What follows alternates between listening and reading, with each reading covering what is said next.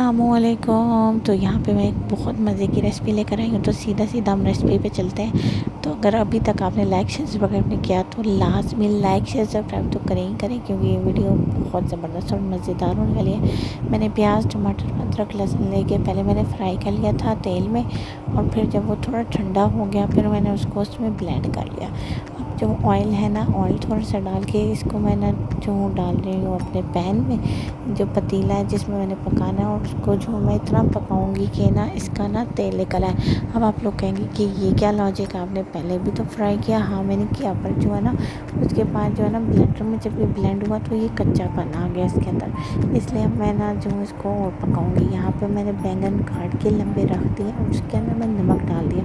इससे ये होगा कि ये काले बिल्कुल भी नहीं होंगे। और देखिए ये पक रहा है ना आहिस्ता आहिस्ता, तो इसके अंदर जो है ना और तेल भी अभी निकलेगा। और यहाँ पे मैं ये लंबे लंबे आलू काट रही हूँ, आप चाहे तो छोटे भी काट सकते हैं, पर इस रेसिपी के अंदर अगर आप लंबे आलू काटेंगे ना तो बहुत ही लजीज और मज़े के बनेंगे।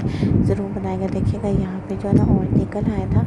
और अब मैं इसके अंदर डाल दूँगी सारे मसाला जात जो कि है हल्दी अदरक सॉरी हल्दी हो गया, फिर इसमें भुना हुआ कुटा हुआ ज़ीरा हो गया, और फिर धड़ा मिर्च होगी, सुरख मिर्च होगी, हल्दी हो गई, और थोड़ा सा जो है ना इसके अंदर मैं डाल दूँगी काली मिर्चें। उसके अलावा मैं और कुछ नहीं डालूँगी। और यहाँ पे मैं बताई थी कि मैंने जो है ना नमक डाल के आलू को भी थोड़ी देर के डिप किया था, फिर मैंने उनको ड्रेन करके सुखा लिया छन्नी में डाल के, और अब मैं उस प्लेट में शिफ्ट कर दूँगी। और यहाँ पर मैं आपके साथ एक बात बताऊँ कि जब मैं ना ये बना रही थी ना तो मेरे साथ एक ऐसा हुआ ना काम कि देखें आलू भी है ना, अब जब मैंने ना आलू डाल दिया ना, आलू तो अंदर आ गए पर पतीला छोटा निकला। अब मैंने ना क्या किया कि फिर मैंने ना अपने आप को स्ट्रेस नहीं दिया, और मैंने हंस के जो मैंने कहा चले कोई बात नहीं है, छोटी मोटी बातें तो ऐसी होती रहती है किचन में, तो मिट्टी पाओ।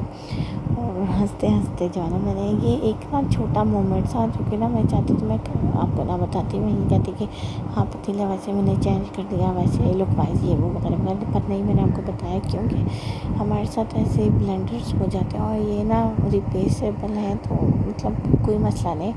हम किचन में बहुत सारे ऐसे काम हो जाते हैं हमसे, पर हम लोग खुद संभालते हैं ना, तो इसलिए ना ऐसे ऐसे कामों के लिए ना मतलब हाइपर नहीं होना, टेंशन नहीं लेनी, स्ट्रेस नहीं लेना, और इस चीज़ को एंजॉय करना है। ठीक है, तो कभी कभी हो जाता है, इतने काम हम करते हैं दिन में, तो कभी ऐसा हो जाए तो कोई मसला नहीं है, क्योंकि हमने खुद ही तो मैनेज करना होता है।